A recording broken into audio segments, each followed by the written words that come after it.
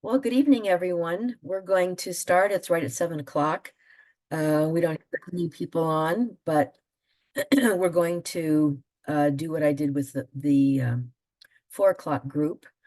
Uh, and we'll start with any clarifying questions or technical assistance that you need. I've actually adding a couple of things. I added the questions about FERPA and student privacy. And I'm also going to add, and these are all in the announcements. We have 2 more sessions after this. And I'm just going to go over the standards. We're going to do 2 standards today, and then a few more next week. And the last week, we'll finish off the standards. So when we do the standards, we'll talk about the implications and also developing skills for being an interpreter. I think the most important thing is that when you, the Zoom sessions are really critical. And yeah, you can watch them, because they're being recorded, but the interactions that happen and then the actual experiences that interpreters are having in their schools, in the family literacy centers, and wherever they are, actually raise issues and questions that I can then go to the USBE leadership and look for solutions. One came up, which was pretty interesting. It was someone who was talking about what happens at the end of IEP meetings. And apparently, either on the form or in the conversation, the administrator or the person who's leading says to the parent, your child is not eligible for extended day and extended school opportunities. So I'm actually going to find out what's the purpose of this, what's the criteria, and is there no opportunity for parents to ask for being eligible for extended day or extended summer programs because of learning loss. That was kind of the way it was phrased. So the Zoom meetings are a way to not only hear from your colleagues and ask questions that influence all of us, but also provide opportunities for me to continue working with people in other departments in the agency to answer your questions and try to get some clarity. And after these sessions, which is 2 more after this, when you fill in your log for your attendance at the Zoom meetings, you write down the things that are the most important and what you've learned, but you never hand it in until you finish the Canvas course. When you finish the Canvas course, there's a place where you can actually upload your document so that I will be able to review it. Okay, so I'm going to share my screen, but does anybody here have any questions, technical questions, or anything to clarify before we start?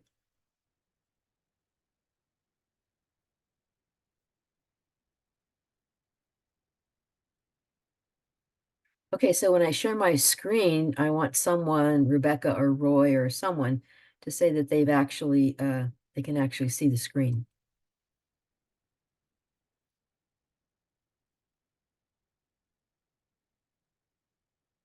So can you see the Yeah, screen? I can see it. Thanks so much, Roy. Now, when we go through these, you can actually talk or raise your hand and identify who you are if you have any questions or anything that you want to share from your own experiences.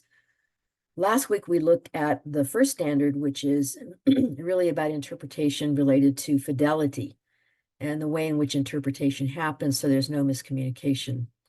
So standard 2, and we'll stop at each one and see if people want to add or talk about their experiences.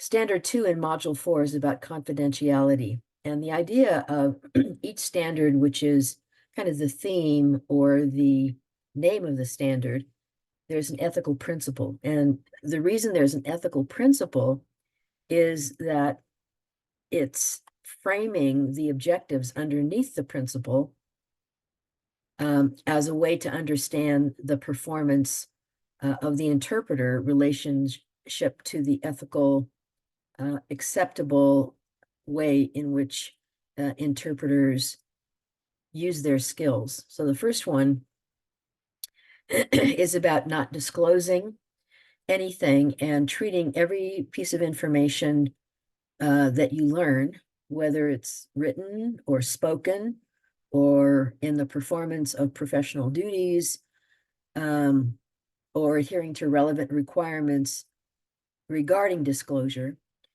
that everything is totally confidential. Now, when it means totally confidential, and anything you hear, it's really clear about not disclosing or talking about anything that you've actually learned, any information, because all the information should be treated as confidential, not what people said, not what was the outcome. So you're walking down the hallway, or you're in a literacy center, or whatever it is, or you're at home. You're not to be disclosing anything that was actually said during the meeting by anybody in the meeting. So that's basically the ethical principle by which interpreters are held to a very high standard of confidentiality. Okay, so now we're going to look at the objectives, and the objectives are pretty interesting, as well as the next section. The interpreter advises all parties that he or she will respect the confidentiality of the encounter. All parties in an interpreted encounter have the right to expect that the interpreter will hold the information about them in confidence. So you see, this issue of confidentiality is an actual right. It's a right to privacy. And that's why we have federal law related to student privacy in FERPA, and we have state laws related to privacy. I actually put, I think in the announcement, the link to FERPA. And the realization that disclosure of immigration status cannot be in any way shared with anyone. So this whole issue of each person in the interpretation experience, whether it's family or teachers or whoever it happens to be on a team, they have a right to expect that the interpreter, they have a right to expect that the interpreter will not disclose anything that's been written or said, or any information that's learned during this experience. And so this is one of the key objectives in relationship to the standard of confidentiality, the right to privacy. Number 8, and you can interrupt anytime you want. We'll go through them, and then we can have a conversation about any experiences that you've had that you're concerned about, or questions that you have.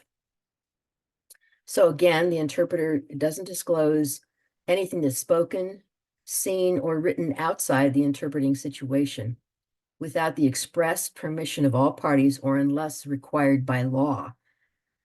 Now, this one is interesting because if it's required by law and it's about any kind of suspicion of abuse, you would actually work very clearly, especially in discipline hearings or other student support conferences.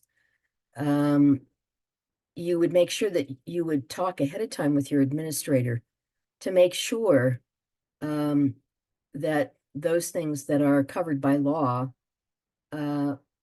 are adhered to. So this one I think is really unique, this one section back at the very end. So, you know, if you're in a classroom and you're doing interpreting, and then you walk out and you say to the teacher, you know, I'm meeting with the principal about your student so-and-so. Or if you say, you know, I actually have another meeting with an IEP as an interpreter, or, you know, tomorrow at 3, I'm going to have an interpretation meeting. And if in any way, either the place or the time identifies the purpose, the person, the content that ends up being a problem, right? So the interpreter is not really even allowed to disclose that kind of information with that, in fact, would give other people the idea of who is in the meeting and what the meeting is for. So again, this is really a high level of confidentiality. Okay. So I missed number 9. I'll have to go back and check and see if I just misnumbered it. The last one in confidentiality is if you're working collaboratively, so it's a team and you have another interpreter with you, right? And the interpreter is required to be briefed to participate in relevant discussions with other interpreters, members of the team involved with the other party, authorized representatives of agencies, service providing institutions, anyone receiving information to provide interpretation service is ethically bound to the duty of confidentiality. So it says the interpreter may, not should, but may, wherever there's collaborative work with other professionals. You may be briefed or participate in relevant discussions with other, not like, asides or comments or anything that's not actually relevant. Members of the team involved with the other party. So it's really important, again, when you're collaborating, not to continue the conversation after the interpretation of the meeting, after whatever's going on. Okay, so do you have any questions about confidentiality or experiences that you want to share?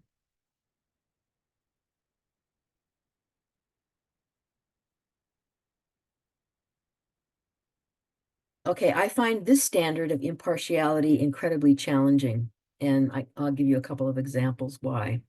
So this standard in Module 5 is impartiality, and what that means is, Alejandro Martinez, do you have a question? Yes, based on your experience and the interpretation services, or the the the work the interpreters do at these educational settings, is it common that interpretations um, are recorded often, You know, videotaped, or mhm. Yeah, I think it actually depends on who's facilitating the meeting and the practices that are actually established in the school, and probably policies, because the other question about recording meetings, the question is, well, who has, ultimately the question is, why are they recording it and who has access to it? Right. So that's the other issue around using media for recording. I hope that answers your question. I think it always depends on purposes, the issues of confidentiality, and student privacy, and also whatever's established at the district for whatever purpose. But if it's being recorded, I mean, one question you could actually ask is, how will this recording be used? Does that help, Alejandra? yes, I mean, yeah, my question was basically if it's common for I mean the meetings to be recorded. Yeah, I think it depends, right? I don't know if it's common practice. Every single school and every single district, based on the district's policies of student privacy and the way in which their student support teams are organized, would actually depend on that. So I don't really know if it's common practice or not. Yeah, and I would say that also it could be required when it's a special situation and there are policemen involved, or policemen come to the school to ask about something, or maybe Yeah, that in that type of situations. yeah, I mean, that's possible. I think school police officers function actually in a very different way than someone who is an educational employee in the school. And so if it has to do with any kind of behavior that verges on criminality, then obviously, that might be one source of using recordings for information. But I really have no knowledge of this, so I'm not the one who's the expert. Thanks for the question. I really appreciate it. Okay, so this standard, as I said, is the one that I personally find very challenging. This goes back to a question that we had at 4 o'clock with someone who said, I'm an interpreter and this is my role, but then I'm an advocate. And so do I have to give up being an advocate to be an interpreter when I find that there's something that's disturbing, like a family doesn't understand something? So we're going to go through this and we'll talk about that because I think that's the other thing. The reason I find this very difficult is that I get calls all the time from, sometimes outside agencies who are having difficulty registering a student. And so the first thing I do, and I said this, I think, last week, is my role is not to intervene in a school, but to identify which district oversees the school and the policies that they use. And so when people come to me, I contact the most relevant people. And when, the people who are calling me tell me their experiences, it's a real challenge to be impartial because there seems to be some kind of preferential treatment and discriminatory behavior that ends up hurting families and children, particularly organizations and sponsor families of Ukrainian refugees. That's one of the big things that ends up being seriously problematic. And part of it is because I'm so sympathetic to, the situation of the Ukrainian children whose fathers are still fighting in the Ukraine and who have come here to seek, escape from war. The same thing with Afghan refugees, who escaped at the last minute under the guns of the Taliban. So that's not my responsibility, but I know people that can support what's going on with those children and the other agencies that are advocating for them. So again, this principle is about, being impartial, which means you show no preferences or bias to any party involved in the interpreted encounter. Now, this is challenging, and another reason it's challenging is if families aren't understanding what the administrator is saying, then there's a temptation and this is what happened at the 4 o'clock meeting, with an interpreter who kind of noticed that the family was very kind of upset just by their nonverbals, just like confusion on their face. And then when she mentioned this to the principal said, "Oh, you just explained my meaning." Okay, so it's not the responsibility of the interpreter to explain the meaning of what the principal has said. The principal is under obligation to clearly explain the system of schooling that might be confusing to the family and the reasons why the system or the policy is in place. So this ends up putting a lot of pressure on interpreters. And so that's why this course and the standards, the course that you're taking, as well as understanding the standards, is a way for you to become very skillful in trying to negotiate, all these, especially in an emotional meeting, when there's a lack of understanding between the educational participants, people who are from the educational realm, and those who don't really know the system. Okay, so any questions related to that before we go to the objectives?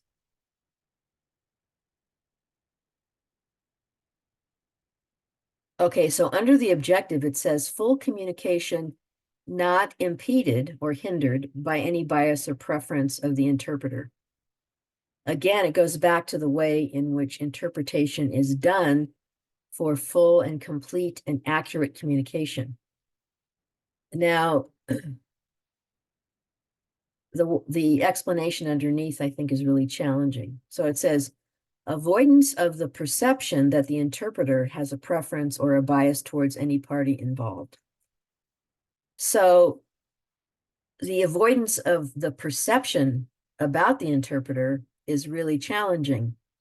And the reason it's challenging is because just by our own body language, you know, we can actually show a preference for either what the administrator is saying and communicating, the information that's given, if we don't agree with the information that the administrator is given, or the response, whether it's verbal or nonverbal, from the parent or the family. So I know this seems kind of strange, but if I have a meeting, I mean, I'll give you an example. If I have a meeting, someone in the district is calling me to have a meeting because they know that I probably support their viewpoint, and their viewpoint is counter to another department at USBE. And so they're trying to gather me as a person who would support their viewpoint against another department.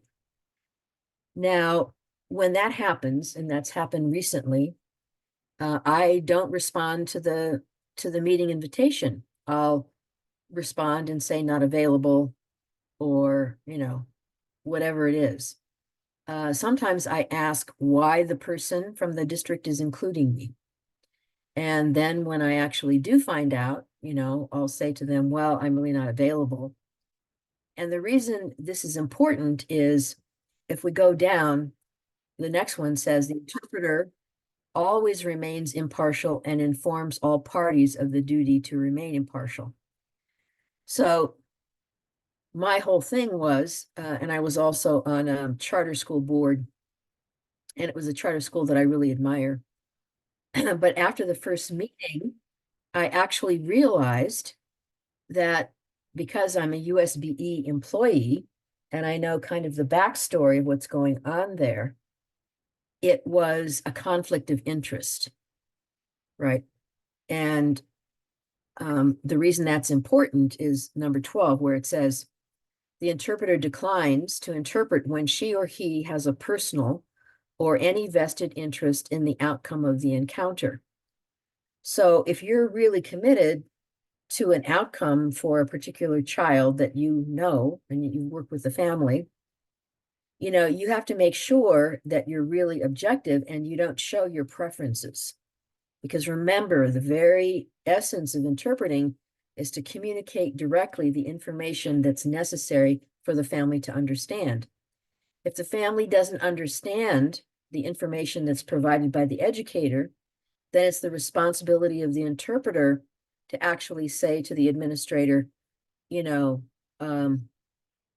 this mother or this family or whatever doesn't really understand this process. So can you explain it clearly? So can you explain it clearly? Because it's their responsibility to explain the system in a clear way. It's not your responsibility to explain what they're trying to say. Again, the interpreter declines to interpret when his or her personal or other relationship with any party may affect or be perceived by anyone in the party to affect impartiality. So it's all about perceptions, which is really a challenge because, you know, if you're emotionally involved, you have to monitor the way in which you actually show your emotions, even in a nonverbal way. You know, I never actually did roll my eyes, but oftentimes I would, you know, previously, not recently, obviously, especially during board meetings, if I disagreed with someone, I had to make sure that I was actually really honest and had a sense of integrity so that the other people that I was interacting with wouldn't be defensive. So it's really a lot of good practice in relationship to keeping up and developing relationships in a school community that the interpreter needs to have if they really want to work well and work effectively on behalf of children, without, really showing their preferences. This is pretty much the same thing about a conflict of interest. The interpreter informs the interpreter service or agency organization or the school when he or she has a personal or vested interest in the outcome of the assignment, or when the situation, factor, or belief exists that represent a conflict of interest. And that would impact the interpreter's ability to interpret everything faithfully and impartially. So again, this idea of, interpreting faithfully and impartially is really critical, because again, it's about clear, direct communication in educational settings with the administrator or whoever's facilitating, and with the family to benefit the student. It's always to benefit the student. And so clear communication is really important. I'm going to stop there and stop sharing my screen, and we'll be open for experiences or questions or anything you want to comment on these two standards. The standard of, complete confidentiality, as well as not showing impartiality, so being impartial.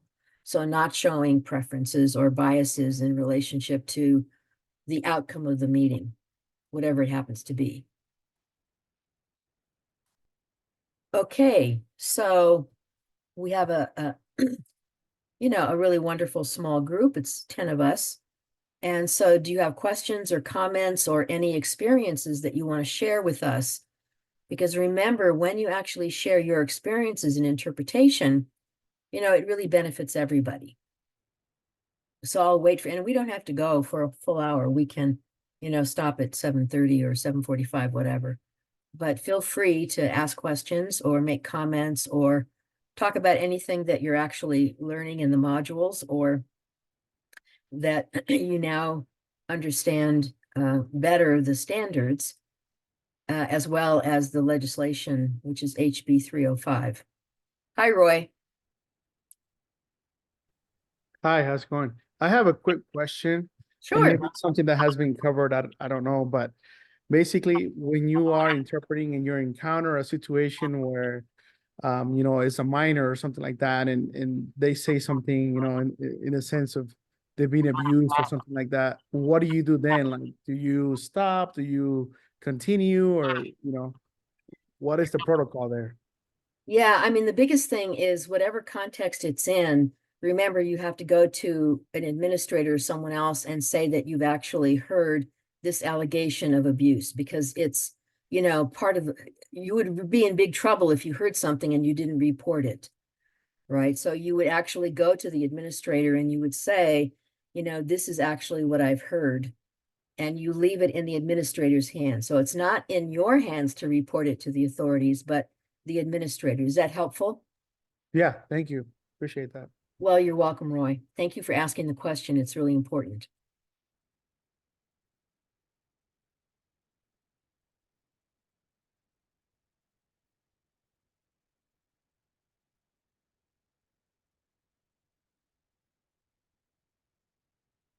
So I'll give you I'll give you another example.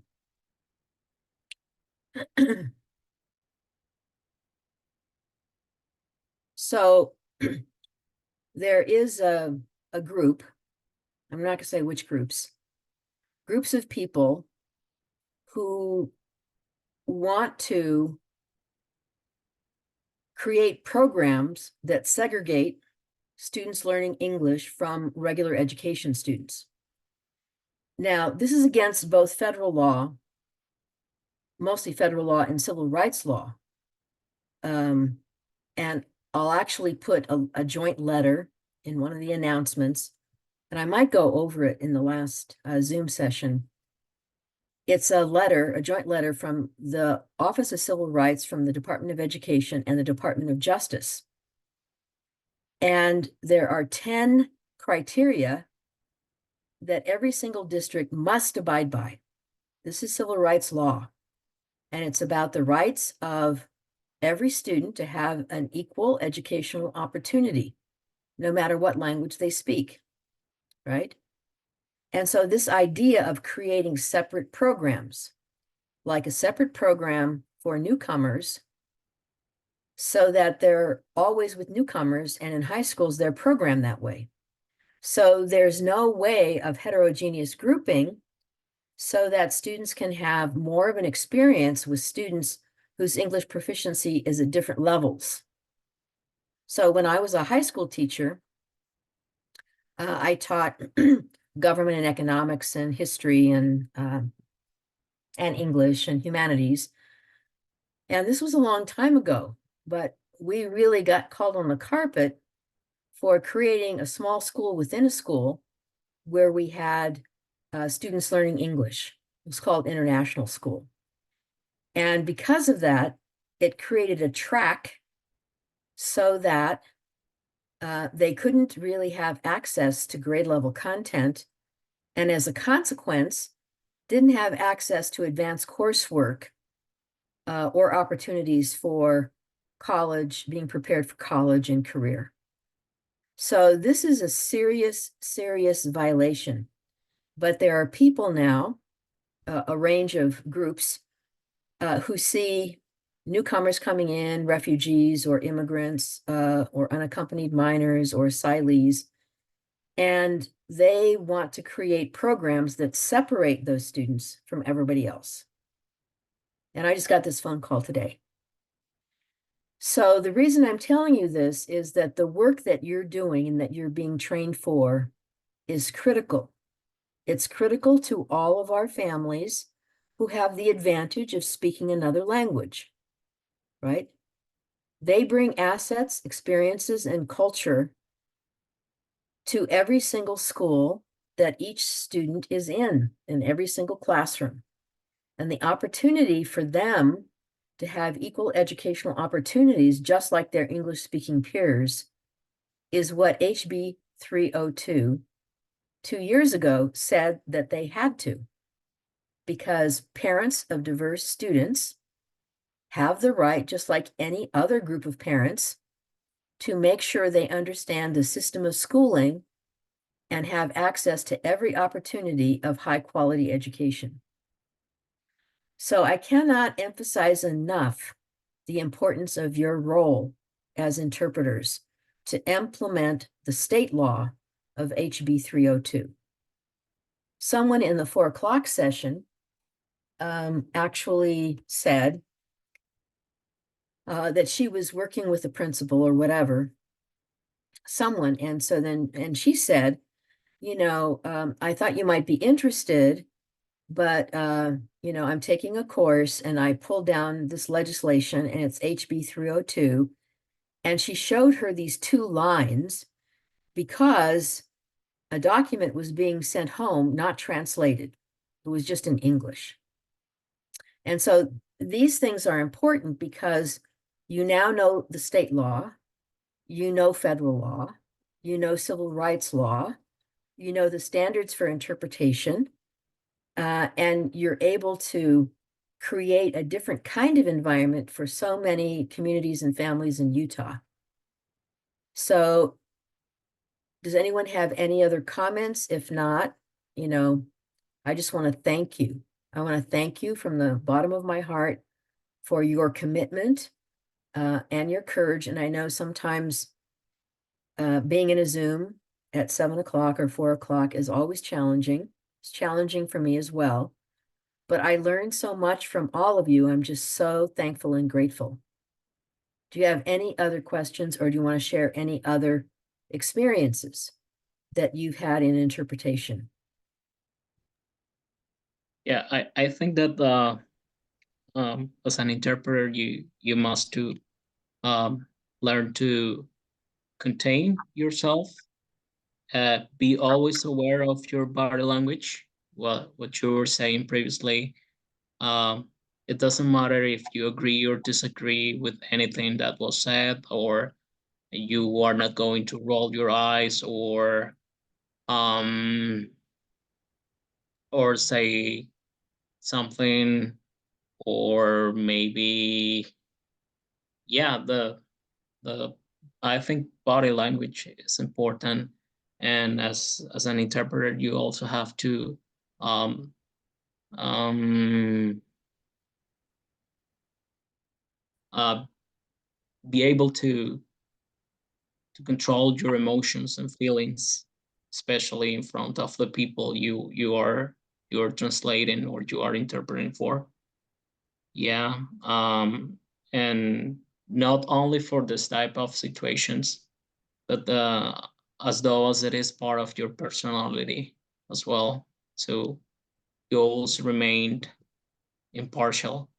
That I think that would help a lot in this um, situations where you have to translate, or for example, when something terrible is being narrated about the story they have in the past.